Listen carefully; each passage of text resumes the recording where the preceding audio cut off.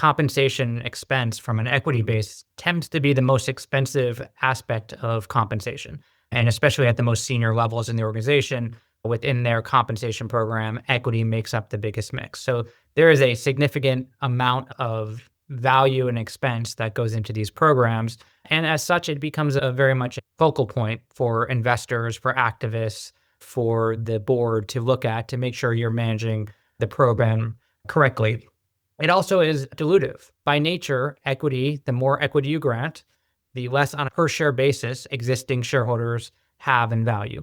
So the more that you grant, the more dilutive is, which is part of the oversight of the board. And then by both exchange rules, state laws, and SEC rules, the board is responsible for administering the overall equity program.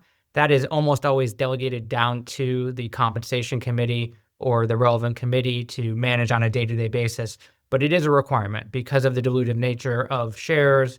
It is required that it has oversight by the board, and that's not something they can just delegate fully to management to run on an annual basis. So there are a number of reasons why committees are very focused on this and making sure that they're not as stewards to shareholders, that they're managing the dilution and the usage of shares appropriately within the organization.